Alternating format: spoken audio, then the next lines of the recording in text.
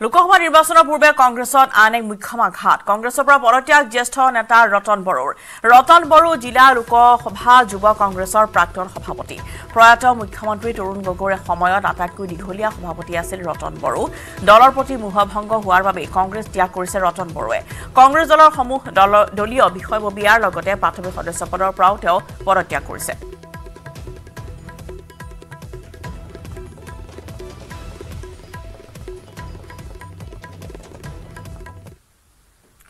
এছিয়ে সুকন্যা বৰাৰ বিৰুদ্ধে অভিযোগনামা দাখিল কৰা হৈছে 1113 পৃষ্ঠাৰ অভিযোগনামা দাখিল কৰিছে সিএম ভিজিলেন্সে সুকন্যা বৰাৰ সম্পত্তিৰ মূল্য 8 কোটি 15 লাখ টকা 7 বছৰ চাকৰি কৰি আহৰণ কৰিছিল পৰ্বত সম্পত্তি সুকন্যাৰ বৈধ আয়তকৈ সম্পত্তি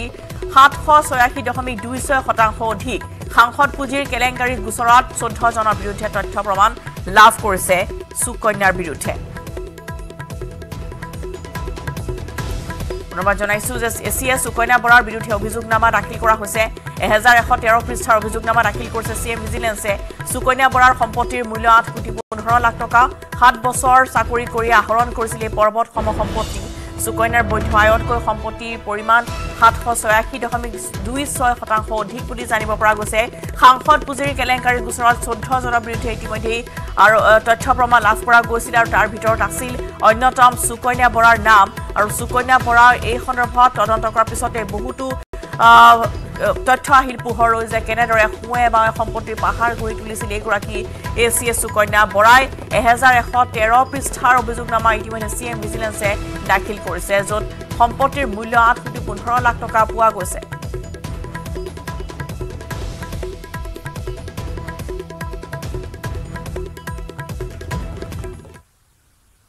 দিল্লীৰ মুখ্যমন্ত্ৰী অৰবিন্দ কেজৰিৱালৰ জামিন মঞ্জুৰ কৰা হৈছে ইডিৰ সমন অমান্য কৰা সন্দৰ্ভত ৰুজু হৈছিল গোচৰ ৰাউট এভিনিউ আদালতে কেজৰিৱালৰ জামিন ইতিমধ্যে মঞ্জুৰ কৰিছে পুনৰ জনাও যে দিল্লীৰ মুখ্যমন্ত্ৰী অৰবিন্দ কেজৰিৱালৰ জামিন মঞ্জুৰ কৰা হ'ল ইডিৰ সমন অমান্য কৰা সন্দৰ্ভত ৰুজু হৈছিল গোচৰ ৰাউট এভিনিউ আদালতে কেজৰিৱালৰ ইতিমধ্যে জামিন মঞ্জুৰ কৰিছে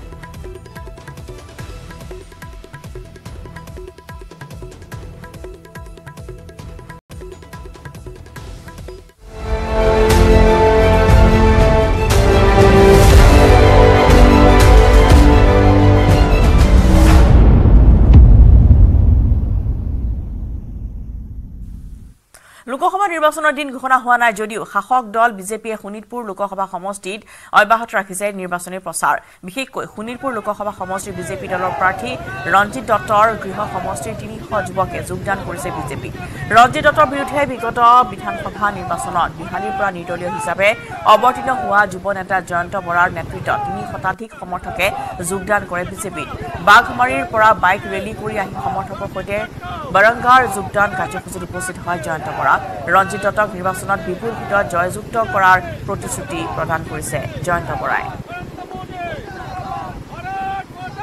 আৰু এখনৰ আগবঢ়াইছে তুষাৰ হাজৰিকাৰ হয় নিৰ্বাচনৰ দিন এতিয়ালৈকে ঘোষণা হোৱা নাই যদিও শাসকীয় বিজেপি দলক কিন্তু দেখিবলৈ পোৱা গৈছে যে ফ্ৰণ্ট ফুটত আছে কাৰণ নিৰ্বাচনৰ দিন ঘোষণা নোহোৱাকৈ আচলতে বিজেপি দলে প্ৰচাৰ কাৰ্য চলাই আছে আৰু আজিৰ দিনটো দেখিবলৈ পোৱা গৈছে যে এক বাইক ৰেলী বিহালী সমষ্টিত অনুষ্ঠিত হৈছে আৰু যোৱাবাৰৰ যি বিহালী সমষ্টিৰ যিগৰাকী নিৰ্দলীয় প্ৰাৰ্থী জয়ন্ত বৰাই বিজেপিত যোগদান কৰাৰ পিছত আজি তেওঁ সমৰ্থকৰ সৈতে এক বাইক ৰেলী আয়োজন কৰিছে আৰু সমৰ্থকসকলে আজি আনুষ্ঠানিকভাৱে যোগদান কৰিব আৰু এই মুহূৰ্তত জয়ন্ত বৰা আছে মই জয়ন্ত বৰাৰ লগত কথা পাতিবৰ কাৰণে মই এয়া যত্ন কৰিছো আপুনি ৰঞ্জিত দত্তৰ বিৰুদ্ধে যোৱাবাৰ ইলেকশ্যন খেলিছিলে আৰু এবাৰ আকৌ আপুনি সহায় কৰিব এবাৰ নিশ্চয় আপুনি বিজেপিত যোগদান ইতিমধ্যে কৰিছে হয় মই 2021 চনত বিহালীৰ পৰা নিৰ্দলীয় হিচাপে আমি প্ৰাৰ্থীটো আগবঢ়াইছিলোঁ আৰু মোৰ সহযোগী মোৰ বন্ধুবৰ্গৰ জৰিয়তে মই প্ৰায় 30,670টা ভোট মই পাইছিলোঁ আৰু যিহেতু যোৱা 2 বছৰত মই ডক্টৰ হিমন্ত বিশ্ব শৰ্মাৰ নেতৃত্বত অসম চৰকাৰে যিখিনি ডেভেলপ কৰিছে বিশেষকৈ আমাৰ লক্ষ্য উদ্দেশ্যই আছিল যে আমাৰ বিহালীয়ে হওক বা অসমতে যিকোনো প্ৰকাৰ যদি নিবনুৱাখিনি সংস্থাপন হয় সেই সংস্থাপনৰ লক্ষ্যটো মই বিহালীত লৈছিলোঁ আৰু অসম চৰকাৰে অৰ্থাৎ ডক্টৰ হিমন্ত বিশ্ব শৰ্মাৰ চৰকাৰখনে প্ৰায় 60,000 ল'ৰা ছোৱালীক এই যোৱা 2 বছৰত সংস্থাপন কৰিলে। গতিকে তেখেতৰ নীতি আদৰ্শৰ ওপৰত আমাৰ বিহালী সকলো যুৱক যুৱতী বা মোক সহায় কৰা প্ৰত্যেকজন মোৰ শুভাকাংক্ষী বন্ধু ভাইটি বাইদেউ ভণ্টিসকলে আকৃষ্ট হৈছে আৰু তেখেতসকলৰ নিৰ্দেশ মৰ্মে মই যোৱা 29 ফেব্ৰুৱাৰীত ভাৰতীয় জনতা পাৰ্টিত মই যোগদান কৰিছোঁ। আৰু যেহেতু ভাৰতীয় জনতা পাৰ্টিৰ লক্ষ্য উদ্দেশ্য হৈছে দেশ নিৰ্মাণ কৰা, কোনো ব্যক্তি নিৰ্মাণ নহয়, গতিকে মই নিজৰ ব্যক্তিকেন্দ্ৰিক চিন্তাধাৰাবোৰ বাদ দি মই সামাজিকভাৱে বা আমাৰ যি ৰাষ্ট্ৰ নিৰ্মাণৰ যি লক্ষ্য উদ্দেশ্য ভাৰতীয় জনতা পাৰ্টি আছে, মই তেখেতসকলৰ ওচৰত শৰণাপন্ন হৈ মই যোৱা 29 তাৰিখে মই ভাৰতীয় জনতা পাৰ্টিত যোগদান কৰিলোঁ। আৰু যিসকল সতীৰ্থই মোক বিহালী সমষ্টিৰ পৰাই প্ৰায় এই 23,600 ভোট দিয়াবলৈ তেওঁলোকে যিটো প্ৰয়াস কৰিছিলে, মোৰ সকলো সতীৰ্থক লৈ আজি মই ভাৰতীয় জনতা পাৰ্টিৰ বিহালী শাখাত আমাৰ মাননীয় বিধায়ক তথা শোণিতপুৰ লোকসভা সমষ্টিৰ মনোনীত প্ৰাৰ্থী ৰঞ্জিত দত্তৰ ওচৰত মই সকলোকে যোগদান কৰাই আমাৰ মাজত যি কথা বতৰাবিলাক যে অমিল আছিলে সেইখিনি মই আজি সমাপ্ত কৰিম বুলি মই ওলাইছোঁ। লোকসভা নিৰ্বাচনৰ পূৰ্বে প্ৰতিটো ৰাজনৈতিক দলৰ প্ৰাৰ্থীসকলে তীব্ৰতৰ কৰি তুলিছে নিৰ্বাচনী প্ৰচাৰ। নিশা গোৱালপাৰাৰ অগপ কাৰ্যালয়ত উপস্থিত হয় ধুবুৰী লোকসভা সমষ্টিৰ অগপ প্ৰাৰ্থী জাভেদ ইছলাম। হুজাইত বিগত 15টা বছৰে বিভিন্ন সা সামগ্ৰী বিতৰণ কৰি আহিছে বদৰুদ্দিন আজমলে। নিৰ্বাচনৰ বাহিৰে আন সময়ত সমষ্টি দেখা নাপায় বুলি সমালোচনা কৰে আজমলক। আনহাতে আজমলৰ প্ৰকৃত স্বৰূপ এইবাৰ বুজি পাইছে ৰাইজে, সেয়েহে আজমলক ৰাইজে খেদি পঠিওৱাটো খাটাং বুলি সাংবাদিকৰ সন্মুখত মন্তব্য কৰিছে জাভেদ ইছলামে। ইয়াৰ উপৰিও আজমলে কৰা বাঘ সন্দৰ্ভতো জাভেদ ইছলামে কয়, যাৰ ব্ৰেইন পশুতুল্য হয় সেইবোৰে বাঘ ছাগলীৰ কথা কয় বুলিও কটাক্ষ কৰে। আকৌ 15 বছৰৰ পৰা হুজাইৰ পৰা MP কিবা বস্তু যদি বিতৰণ কৰিব লাগে, সহায় সহযোগিতা কৰিব লাগে, আমি টিভিত দেখা পাওঁ যে হুজাইতে বিতৰণ কৰে। আমি আমাৰ এই জিলাখনত কেতিয়াও দেখা নাপালোঁ, লকডাউনত নাপালোঁ, বানপানীত নাপালোঁ, প্ৰয়োজনত নাপালোঁ, ফোনত নাপাওঁ যিজন ব্যক্তিক। আকৌ এইজন ব্যক্তি থকা অৱস্থাতেই আৰু এজন নগাঁৱৰ পৰা আহি ইয়াত MP হ'ব। গতিকে এইটো আমি মনত কৰি দিয়া নাই, ৰাইজৰ পৰা এইটো নিজে নিজে মনত আহি গৈছে যে বাহিৰৰ পৰা আহি ইয়াত MP হ'ব,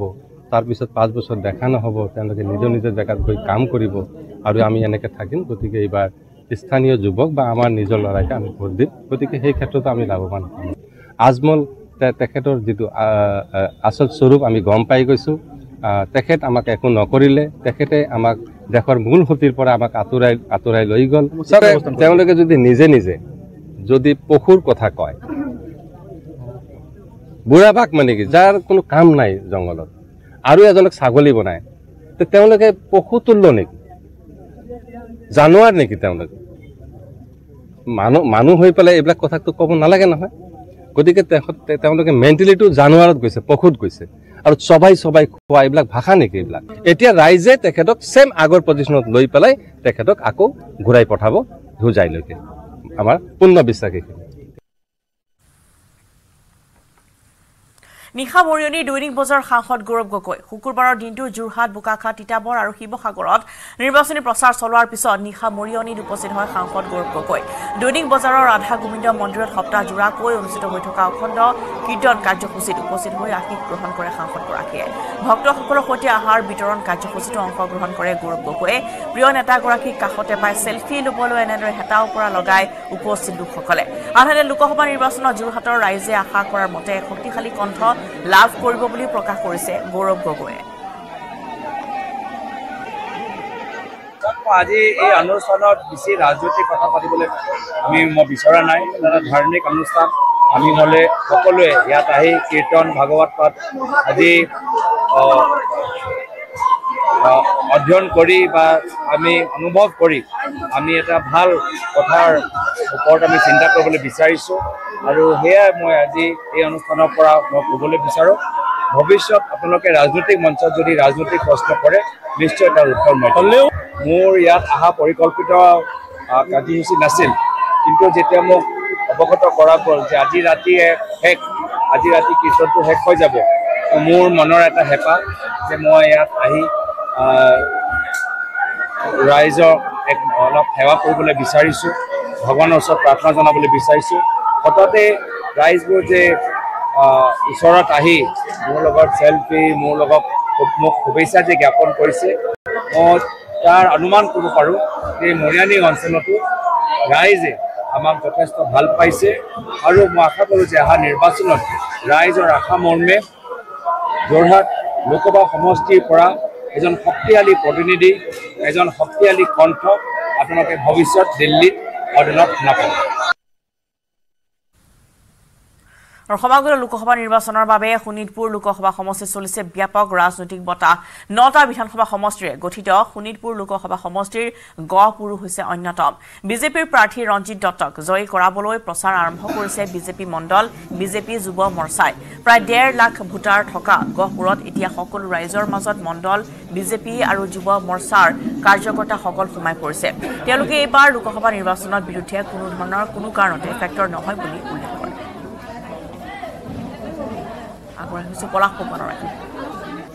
নিশ্চয়কৈ যিহেতু আগন্তুক 2024 লোকসভা নিৰ্বাচন আৰু এতিয়া প্ৰতিটো দলে কঁকালত টঙালি বান্ধিছে আৰু যিহেতু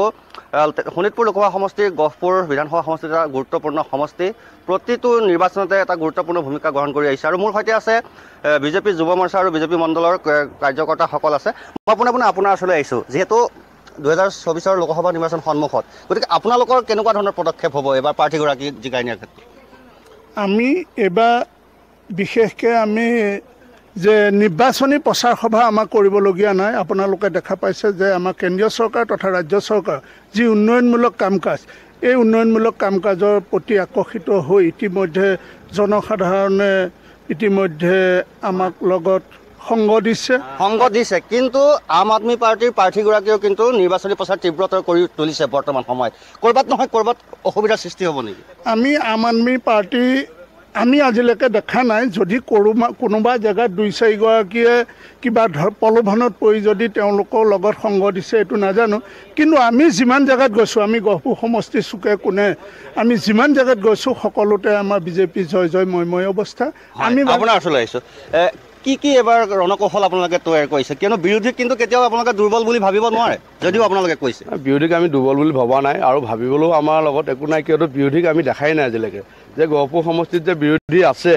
বিৰোধী বুলিবলৈতো আমি দেখিব লাগিব ন, তেতিয়া আমি ভাবিম যে বিৰোধী শক্তিশালী বা বিৰোধী দল এটা আছে। আৰু যিহেতু আপক ইয়াত টিকেট দিয়াৰ কথা ভাবিছে, যিজন আপৰ টিকেটৰ দাবীদাৰ, তেখেতে তেজপুৰৰ পৰা তেখেতে টিকেট হেৰি কৰিব, তেখেতে শুনিছোঁ আজিলৈকে 4বাৰ জেলৰ ভাত খাই আহিছে বোলে। আৰু তেনেকুৱা এগৰাকী যদি প্ৰাৰ্থীক তেখেতে আপে টিকেট দিব বিচাৰে, তেতিয়াহ'লে গহপুৰ আমাৰ লোকসভা সমষ্টি উন্নয়নৰ কি ভূমিকা থাকিব তেখেতৰ হাতত? যুৱ শক্তি যথেষ্ট কিন্তু গুৰুত্ব আছে প্ৰতিটো নিৰ্বাচনত, গতিকে আপোনালোকৰ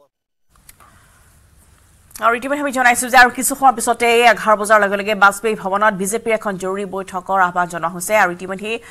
জ্যেষ্ঠ বিধায়কসকল আহি পাইছেহি, আমি আগবঢ়াই লৈছোঁ তেওঁলোকৰ প্ৰতিক্ৰিয়া। কথাটোৱে হ'ল নৰেন্দ্ৰ মোদী।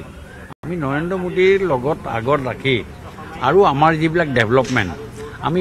বঠে গৈছোঁ। এতিয়া আমাৰ ভোট নালাগে, আমি প্ৰত্যেক পৃষ্ঠা গৈছোঁ, পৃষ্ঠাৰ পাছত আমি পৃষ্ঠা সমিতি কৰিছোঁ। এই পৃষ্ঠা সমিতিত আমি এইবিলাকত কোনে ক'ত কিমান পাইছে, কিমান নাই পোৱা, নোপোৱা মানুহখিনিক আমি কেনেকৈ সমবেদনা জ্ঞাপন কৰিম, তেওঁলোকক আমি কি সান্তনা দিম, এই গোটেই কথাবিলাকে ষ্ট্ৰেটেজিয়ে আমাক আগন্তুক দিনত যথেষ্ট ভাল। আৰু এটা কথা দেখিবলৈ গৈছে, বিৰোধী ঐক্য মঞ্চৰ সভাপতি বিপিন বৰালৈ এটা এলিগেশ্যন গৈছে শোণিতপুৰৰ আপৰ কেণ্ডিডেট আৰু মনোজ ধানোৱাৰ পৰা, যে বিভিন্ন ধৰণৰ প্ৰলোভন দিছিলে ভূপেন বৰাই, তেওঁলোকৰ দললৈ আহিবলৈও দিছিলে আৰু টকা পইচাৰ ক্ষেত্ৰতো গৈছে। প্ৰলোভনৰ ৰাজনীতি বিৰোধী ঐক্য মঞ্চত থাকোঁতেই কিন্তু গৈছে দুগৰাকী প্ৰাৰ্থীলৈ আপলৈ। এই সন্দৰ্ভত কি ক'ব? তেওঁলোকৰ ভিতৰুৱা এই অন্তৰ্কণ্ঠল কিন্তু প্ৰকাশ পালেই, কিন্তু প্ৰলোভন দিছিলে ভূপেন বৰাই। নহয় চাওক, এইবিলাক ভূপেন বৰাই প্ৰলোভন দিয়ক, এণ্টিবায়'টিক দিয়ক, ভিটামিন দি দিয়ক, এইবিলাকে আজিৰ ডেটত একো কাম নাহে। এতিয়া গোটেই কথাটো হ'ল তেওঁলোকৰ যিটো বিৰোধী ঐক্য গঠন কৰিছিলে ইণ্ডিয়া, এই ইণ্ডিয়াটো ভাঙি আজি চুৰমাৰ হৈ গ'ল। একেলগে মনোজ ধানোৱাৰে খেলিব, কিন্তু ফৰ্মুলা কওকচোন, একেলগে গুৱাহাটীজনে নেখেলে। গুৱাহাটীজনক কিবা কাৰণে মেনেজ কৰিব পাৰিলে, সেইকাৰণে উইড্ৰ কৰালে, মনোজ ধানোৱাক উইড্ৰ কৰিব নোৱাৰিলে। এই গোটেই কথাবিলাকে তেওঁলোকৰ মাজত যিটো একেবাৰে পলিটিক্সত 10% বুজি পোৱা মানুহো এইটো বুজি গৈছে যে বিৰোধী ঐক্য, বিৰোধী মঞ্চটো আজিৰ ডেটত এটাতকৈ দুৰ্বল আৰু সেই দুৰ্বল এটা দলক কোনেও গৈ ভোট দিবলৈ নিবিচাৰে আৰু এটা লজিক আছে আপোনালোকে চাওক সদায় চবেই ভাবিছে যে একেটা নলীৰে পানী যোৱা ব্যৱস্থা কৰক পঞ্চায়তৰ প্ৰেচিডেণ্টজন ভাৰতীয় জনতা পাৰ্টীৰ বিধায়কজন ভাৰতীয় জনতা পাৰ্টীৰ এমপিজন ভাৰতীয় জনতা পাৰ্টীৰ মুখ্যমন্ত্ৰীজন ভাৰতীয় জনতা পাৰ্টী প্ৰধানমন্ত্ৰীজন ভাৰতীয় জনতা পাৰ্টীৰ কাম কোনটো পাইপডালত পানী ভৰাই দি মাজত যদি পাইপডাল বেলেগ এটা দল আহি সোমাই কি লাভ হ'ব এইটো ৰাইজে ভালকৈ বুজিছে আৰু মই ভাবোঁ সেইখিনিয়ে আগন্তুক দিনত যথেষ্ট আমাৰ সহায় কৰিব আমি নৰেন্দ্ৰ মোদী ডাঙৰীয়াই পাৰ্লিয়ামেণ্টত কৈছে শুনক পাৰ্লিয়ামেণ্টত তেওঁ ষ্টেটমেণ্টত কৈছে 370 এইটো একদম সহজ কথা নহয় কিন্তু অন ৰেকৰ্ড কৈছে 370 after very much R D research and development কৰিহে কৈছে 370 ধন্যবাদ জনাইছো আৰু এয়া হৈছিলে প্ৰশান্ত ফুকন আৰু তেখেতে অধিক আত্মবিশ্বাসী আৰু সমষ্টিসমূহত কিদৰে ভোটৰ বিন্যাসত তেখেতসকলৰ জয়লাভ কৰিব সেই কথাখিনি তেখেতে আগবঢ়াইছে আৰু সেইধৰণে যদি চোৱা হয় এগৰাকীৰ পিছত আনগৰাকী এই মুহূৰ্তত বিধায়ক তথা সেইসকল ভাৰতীয় জনতা পাৰ্টীৰ প্ৰাৰ্থী এই মুহূৰ্তত প্ৰৱেশ কৰিছে আৰু তেখেতসকলে নিজৰ মন্তব্য প্ৰকাশ কৰিছে বিশেষকৈ কি ধৰণে ভোটাৰৰ ওচৰলৈ যাব 10 বছৰ প্ৰধানমন্ত্ৰী নৰেন্দ্ৰ মোদীৰ কেন্দ্ৰত থকা সেই বিজেপি চৰকাৰখনে পুনৰবাৰ ভোট বিচাৰি কি ধৰণে যাব কোনবোৰ ইছ্যু কোনবোৰ দিশ এইবাৰ সন্নিৱিষ্ট হ'ব সেই ধৰণে তেখেতসকলে আগবাঢ়িছে গতিকে স্বাভাৱিকতে দেখিব পোৱা গৈছে যে আজিৰ এই বৈঠকখন অত্যন্ত গুৰুত্বপূৰ্ণৰূপে বিবেচিত হৈছে ৰণকৌশলৰ এই বৈঠক প্ৰতিটো সমষ্টি ভিত্তিক কিছুমান সমস্যা আছে যদি চোৱা হয় কৰিমগঞ্জ সমষ্টি নগাঁও সমষ্টি এইসমূহ সমষ্টিৰ সংখ্যালঘু ভোটাৰৰ অধিক গতিকে সেইসমূহত তাত ষ্ট্ৰেটেজি কি হ'ব তাত কিদৰে আগবাঢ়িব এইসমূহ দিশ আগবাঢ়িব গতিকে সকলোৰে মাজত এই মুহূৰ্তত কিছু আছে আমি এই মুহূৰ্তত ৰূপজ্যোতি কুৰ্মী আমি দেখা পাইছো ৰূপজ্যোতি কুৰ্মীৰ পৰা আমি ভাষ্য ল'বলৈ চেষ্টা কৰিছো নিৰ্বাচনী দিন কি ধৰণে আপোনালোকৰ এই ষ্ট্ৰেটেজি ৰণনীতি চূড়ান্ত ৰণনীতি প্ৰস্তুত হ'ব চক স্পষ্ট এটা ছবি বিকাশ যাত্ৰা হৈ আছে স্বতঃস্ফূৰ্তভাৱে ৰাইজ ওলাই আহিছে উন্নয়ন হৈ আছে আৰু এইটো এটা ৰাইজৰ বোলে আমি বেলেগকৈ এটা ছবি দেখাইছোঁ নহয় ৰাইজে চকুৰে দেখা পাইছে যে শান্তি আহিছে গোটেই অসমত ৰাইজে চকুৰে দেখা পাইছে যে পকৰি বিকা তামোল বিকা হাজিৰা কৰা ল'ৰা ছোৱালীও টকা নিদি চাকৰি পাইছে ৰাইজে দেখা পাইছে যে আদৰ্শ স্কুল চাহ বাগানতো হৈছে চহৰ অঞ্চল নগৰ অঞ্চলতো হৈছে ৰাইজে ইতিমধ্যে দেখা পাইছে যে যিসকলে চকুপনি টুকি আছিল মহিলাসকল আইসকলে আজি মাইক্ৰ' ফাইনেন্সৰ ঋণ দিব পৰা নাছিলে তেওঁলোকে এবাৰ নহয় দুবাৰকৈ তেওঁলোকে লক্ষ লক্ষ টকা পায় আজি হাঁহি বিৰিঙিছে তেনেকুৱা পৰিয়ালত চাউলৰ কাৰ্ড নোপোৱাসকলে চাউল পাইছে অৰ্থাৎ ক'ৰবাত এটা শান্তি উন্নয়ন ৰাইজে নোপোৱা কিবা এটা পাই আছে আৰু যাৰ বাবে মোৰ বিশ্বাস যে আমি বেলেগকৈ আৰু পৰিকল্পনা কৰাৰ আমাৰ কোনো প্ৰয়োজন নাই আৰু লোকসভা নিৰ্বাচনত মোদী ডাঙৰীয়াৰ প্ৰতি সন্মান জনাই মাননীয় মুখ্যমন্ত্ৰী ডক্টৰ হিমন্ত বিশ্ব শৰ্মা ডাঙৰীয়াৰ যি দক্ষ তাৰে চৰকাৰখনক চলাই আছে আৰু এটা শান্তিৰ পৰিৱেশ আহিছে এই কথাবোৰ চাই মানুহে নিশ্চয় লোকসভা নিৰ্বাচনত আমাৰ সমৰ্থিত প্ৰাৰ্থী বা মিত্ৰহিত প্ৰাৰ্থীসকলক ভোট দি জিকাব ইয়াত বেলেগকৈ ৰণকৌশল বেলেগকৈ আৰু কষ্ট কৰিব যে কিবা আছে মানে মই নাভাবোঁ যে কিবা কষ্ট কৰিব লাগিব সেইকাৰণে যোৰহাট লোকসভা সমষ্টিত যদি আমি অংকটো চাওঁ তে অংকত দেখা পাম যে 7টা বিধানসভা সমষ্টি বিধায়ক বিজেপি বা মিত্ৰ গোষ্ঠীৰ আমাৰ বিধায়ক আছে আৰু যদি আমি বিৰোধী চাওঁ অৰ্থাৎ গৌৰৱ গগৈ পক্ষত আছে মাত্ৰ 3টা অৰ্থাৎ তিতাবৰ আৰু নাজিৰা আৰু অখিল গগৈ যদি সমৰ্থন জনায় তেনেকৈ 3টা তে হাতে 3য়ে যদি আমি বিয়োগ কৰোঁ তে দেখ আহি আছে যে 4,88,000 ভোটত আমি জয় হ'ম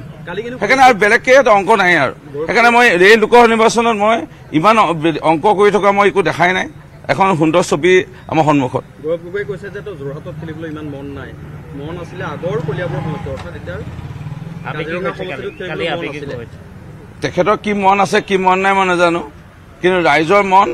বিজেপি চৰকাৰ পুনৰ হ'ব লাগে কেন্দ্ৰত আৰু ৰাজ্যত যিহেতু বিজেপি চৰকাৰ চলি আছে আৰু বিধায়ক আৰু মন্ত্ৰীসকলক পাই আছে ৰাইজে কাষতে ৰাইজে দেখা পাইছে যে ডক্টৰ হিমন্ত বিশ্ব শৰ্মা ডাঙৰীয়া 26ৰ নিৰ্বাচনৰ পিছতে আকৌ তেখেত জয় হ'বই আৰু পুনৰ 5 বছৰ বা 10 বছৰৰ কাৰণে এতিয়া বেলেগ দলত এনেই আৰু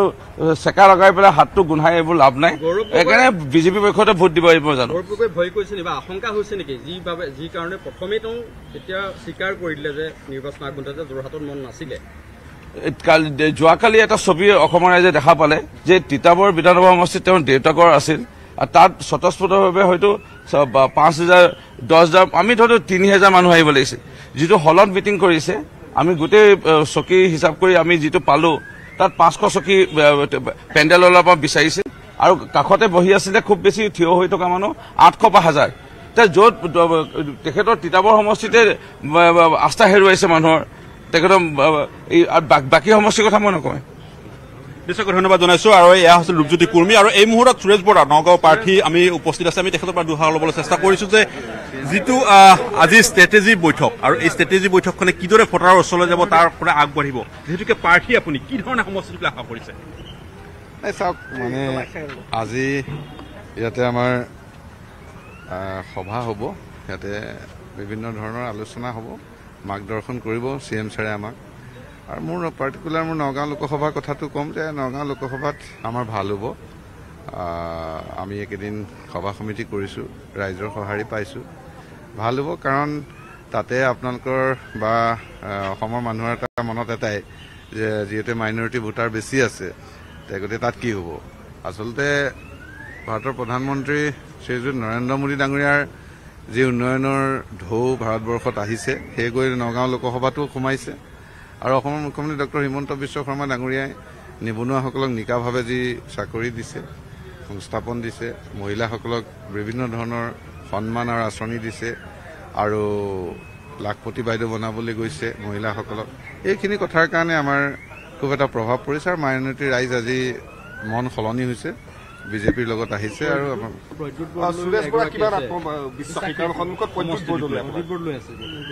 প্ৰদ্যুৎ বৰদলৈ বা যোনেই নহওক মই ব্যক্তিগতভাৱে মোৰ ইয়াত কথা নাই ইয়াত আচলতে ইলেকশ্যন খেলিছে প্ৰধানমন্ত্ৰী নৰেন্দ্ৰ মোদী ডাঙৰীয়াই খেলিছে অসমৰ মুখ্যমন্ত্ৰী ডক্টৰ হিমন্ত বিশ্ব শৰ্মা ডাঙৰীয়াই খেলিছে বিজেপিৰ দলে খেলিছে আৰু পদুম ফুলৰ ছবি ইলেকশ্যন হৈ আছে গতিকে নৰেন্দ্ৰ মোদী ডাঙৰীয়া আৰু মুখ্যমন্ত্ৰী হিমন্ত বিশ্ব শৰ্মা ডাঙৰীয়াৰ আগত কোনো তিষ্ঠিব নোৱাৰে আপোনালোকে জানে গতিকে আৰু মোৰো এটা সেই সমাজখনত এটা গণভিত্তি আছে গতিকে সব মিলাই আমাৰ জয় নিশ্চিত আৰু সেইটোৱে কনফিডেণ্ট নিশ্চয়কৈ ধন্যবাদ জনাইছো আৰু এয়া নগাঁও প্ৰাৰ্থী সুৰেশ বৰা আৰু তেখেতে এই মুহূৰ্তত মন্তব্য আগবঢ়াইছে আৰু সেই ধৰণে এই মুহূৰ্তত সকলোৱে যদি চোৱা হয় তেতিয়াহ'লে দেখিবলৈ পোৱা গৈছে যে আজিৰ এই বৈঠকখনতে বিশেষভাৱে ৰণকৌশল এফালে প্ৰস্তুত হ'ব আৰু আত্মবিশ্বাস আচলতে প্ৰাৰ্থীসকলৰ কি ধৰণৰ সেয়াও আচলতে এক প্ৰকাৰ আজিৰ এই বৈঠকখনতে তেখেতসকলে সেইসমূহ দিশো ইয়াত চাব গতিকে সকলোৱে অধীৰ অপেক্ষাৰে এই মুহূৰ্তত বাট চাইছে কাৰণ 10:45 যদিও সময় আছিলে মুখ্যমন্ত্ৰী হিমন্ত বিশ্ব শৰ্মা এই বৈঠকত উপস্থিত হোৱাৰ কিন্তু তাৰ কেইটামান মুহূৰ্ত ইতিমধ্যে পাৰ হৈছে যদিও বা হয়তো 11 বজাৰ পিছত এই বৈঠক অনুষ্ঠিত হ'ব ৰাজ্যিক বিজেপিৰ সভাপতিগৰাকী উপস্থিত থাকিব আৰু 14টা সমষ্টি যদিও বা লক্ষ্য আছিলে কিন্তু এই মুহূৰ্তত মুখ্যমন্ত্ৰীয়ে কৈছে যে 13টা সমষ্টিৰ ক্ষেত্ৰত অৰ্থাৎ ধুবুৰীক বাদ দি বাকী 13টা সমষ্টিৰ ক্ষেত্ৰত ষ্ট্ৰেটেজি তেখেতৰ ৰণকৌশল কি ধৰণৰ হ'ব দলীয় কোনবোৰ সমষ্টিৰ ক্ষেত্ৰত অধিক কুটৰা থাকিব কোনবোৰ সমষ্টিৰ ক্ষেত্ৰত পূৰ্বৰ ভোটৰ ৰাশিসমূহৰ ক্ষেত্ৰত যদি আমি চাওঁ নগাঁও কৰিমগঞ্জৰ কথা চাবলৈ যাওঁ তেতিয়াহ'লে তাত কিছু তাত পেটাৰ্ণ দেখিবলৈ ভুকিয়া দেখিবলৈ পোৱা হয় কিন্তু সেই ধৰণে যদি চোৱা হয় শেহতীয়াকৈ চৰ্চাত থকা যোৰহাট সমষ্টিৰ ক্ষেত্ৰত কি ধৰণৰ হ'ব যদিও বা এই মুহূৰ্তত বিজেপি বিধায়কসকলে অধিক আত্মবিশ্বাসীৰে তেখেতসকলে উল্লেখ কৰিব বিচাৰিছে কিন্তু সেই আত্মবিশ্বাস আচলতে সমষ্টিটোত কিমান আগবাঢ়িব সেই কথাখিনিও এই মুহূৰ্তত দলীয় মজাত নিশ্চয়কৈ এই কথাবিলাক আহিব গতিকে সেই ধৰণে গোটেই কাম কাজখিনি তেখেতসকলে আগবঢ়াব বিচাৰিব গতিকে আজিৰ এই বৈঠকখন হয়তো কি মন্ত্ৰণা থাকিব কি ধৰণে প্ৰাৰ্থীসকলক আগবঢ়াৰ ক্ষেত্ৰত বুথ কমিটিসমূহক কি ধৰণৰ নিৰ্দেশনা থাকিব সেয়া হৈ পৰিব আজিৰ দিনটোত লক্ষণীয় চকয় বলেনৰ সহযোগত আমি বাজপেয়ী ভৱনৰ পৰা পোনপটীয়া সম্প্ৰচাৰ অব্যাহত ৰাখিছো বিজেপিৰ জৰুৰী বৈঠক আৰু কিছু সময়ৰ পিছতে অনুষ্ঠিত হ'ব য'ত ইতিমধ্যে প্ৰতিগৰাকী শাসকীয় পক্ষৰ বিধায়ক তাত উপস্থিত হৈছে গৈ সমান্তৰালভাৱে দেখিবলৈ পোৱা গৈছে যে এতিয়া আজি বিয়লি 3 বজাত নিৰ্বাচনৰ দিন ঘোষণা কৰাৰ পূৰ্বে কেনেদৰে শক্তিশালী ৰূপত আত্মপ্ৰকাশ ঘটিব বা বিভিন্ন প্ৰান্তলৈ কেনেদৰে ৰাইজৰ মাজলৈ যোৱা যাব ৰণনীতি প্ৰস্তুত কৰা হ'ব পুনৰবাৰ লোকসভা নিৰ্বাচনৰ দিন ঘোষণাৰ প্ৰাকখনত এনেদৰে এতিয়া বাজপেয়ী ভৱনত এখন জৰুৰী বৈঠকৰ আহ্বান জনোৱা হৈছে বিজেপিৰ জৰুৰী বৈঠক অনুষ্ঠিত হ'ব আৰু কিছু সময়ৰ পিছতে 11 বজাৰ বুলি কোৱা হৈছিল যদিও আৰু হয়তো কিছু সময়ৰ পিছতে অনুষ্ঠিত হ'ব এখন বৈঠক ৰাজ্যৰ প্ৰতিজন বিজেপি বিধায়ক উপস্থিত হ'বগৈ আৰু এগৰাকীকৈ এনেদৰে বিধায়কসকলৰ আগমন ঘটা পৰিলক্ষিত হৈছে ৰাজ্যিক বিজেপিৰ মুখ্য কাৰ্যালয়ৰ পৰা এয়া পোনপটীয়া সম্প্ৰচাৰ আমি আগবঢ়াইছো বলেন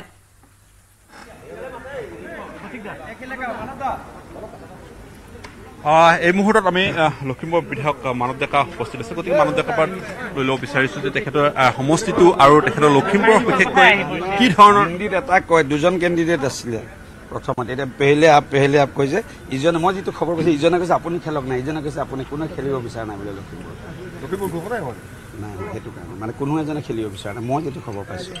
আৰু মাৰ্জিনৰ কথা গণতন্ত্ৰত কোৱাটো বেয়া ৰাইজে ভোট দিব কিন্তু বহুত বিশাল ভোটত আমি জয়লাভ কৰিম মানে সেই ভয়তে আচলতে প্ৰাৰ্থী দিব পৰা নাই নেকি এতিয়ালৈকে খেলিব বিচৰা নাই বুলি শুনিছোঁ প্ৰাৰ্থীয়ে কংগ্ৰেছৰ দুজনে টিকেট বিচাৰিছিলে ইনিচিয়েলি পিছত ফিল্ডৰ পজিশ্যন চাই পিনে খেলিব বিচৰা নাই